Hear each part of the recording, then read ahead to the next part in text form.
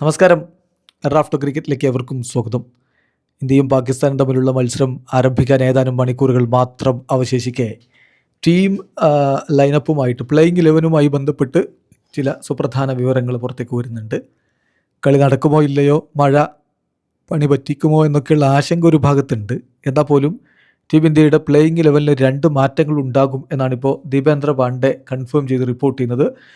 Indian എക്സ്പ്രസിൻ്റെ റിപ്പോർട്ടറാണ് അദ്ദേഹം. അപ്പോൾ അദ്ദേഹം പറയുന്നത് 2 മാറ്റങ്ങൾ തീർച്ചയായിട്ടും അഭിഷേക് ശർമ്മ കളിക്കും. Abhishek Sharma confirmed to play എന്നാണ് അദ്ദേഹം പറയുന്നത്. അതോടൊപ്പം തന്നെ Kuldeep Yadav likely to replace അർഷ്ദീപിന് പകരം കുൽദീപ് യാദവ് എത്താനുള്ള സാധ്യത കൂടി അദ്ദേഹം പറയുന്നത്. അപ്പോൾ ഈ 2 മാറ്റങ്ങൾക്കുള്ള സാധ്യതയാണ് ഇപ്പോൾ കാണുന്നത്. പ്രത്യേകിച്ച് പ്രേമദാസ സ്റ്റേഡിയത്തിൽ സ്പിൻ ബൗളിങ്ങിന് അനുകൂലമാവാനുള്ള സാധ്യതയുണ്ട്. അത് തിരിച്ചറിഞ്ഞുകൊണ്ടാണ് ഇന്ത്യ കുൽദീപിനെ കൂടി ഇറക്കുന്നത്. അങ്ങനെ വന്നാൽ കുൽദീപും വരുൺ ചക്രവർത്തിയും അക്സർ പട്ടേലും ചേരുന്ന സ്പിൻ ത്രയം ഇന്ത്യക്ക് വേണ്ടി കാര്യങ്ങൾ ഹാൻഡിൽ ചെയ്യും.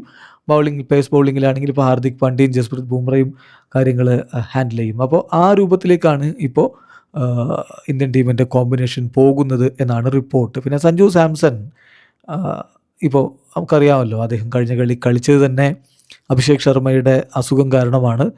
ഇപ്പോൾ അഭിഷേക് തിരികെ എത്തുന്നു, അദ്ദേഹം കളിക്കുന്നു എന്നുള്ളത് കൊണ്ട് തന്നെ സഞ്ജുവിന് റീപ്ലേസ്മെൻ്റ് ആയിട്ട് അഭിഷേക് ശർമ്മ വരും. സോ സഞ്ജു പുറത്തിരിക്കും എന്നാണ് ഈ റിപ്പോർട്ടും പറയുന്നത്. മറ്റൊരു ഇൻട്രസ്റ്റിംഗ് ആയിട്ടുള്ള കാര്യം, ഇപ്പോൾ അഭിഷേക് ത്രിപാഠി ദൈനിക് ജാഗരൻ്റെ റിപ്പോർട്ട് ചെയ്യുന്ന കാര്യം നോ ഹാൻഡ് ഷേക്ക് എന്നാണ്. ഇന്ത്യയും പാകിസ്ഥാനും തമ്മിൽ നമ്മൾ കണ്ടതാണ്.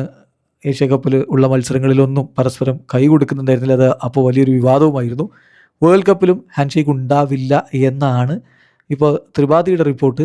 അതെന്താവും എന്നുള്ളത് കണ്ടു തന്നെ അറിയണം. ഇന്നലെ പ്രീ മാച്ച് പ്രസ് കോൺഫറൻസിൽ ഇതുമായി ബന്ധപ്പെട്ടുള്ള ചോദ്യം സൂര്യകുമാർ യാദവിനോട് വന്നപ്പോൾ നിങ്ങൾക്ക് ഒരു 24 മണിക്കൂർ കൂടി കാത്തിരുന്നുകൂടെ, നന്നായിട്ട് ഭക്ഷണമൊക്കെ കഴിഞ്ഞ് ഉറങ്ങ്, എന്നിട്ട് നമുക്ക് നാളെ കാണാമെന്നാണ് അദ്ദേഹം പറഞ്ഞത്. അപ്പോൾ ഇന്ന് എന്താവും എന്നുള്ളത് കണ്ടറിയണം. ഹാൻഡ് ഷേക്കിനുള്ള സാധ്യത കുറവാണ് എന്നാണ് ലഭ്യമാവുന്ന സൂചനകൾ. വീഡിയോ അവസാനിക്കുന്നു.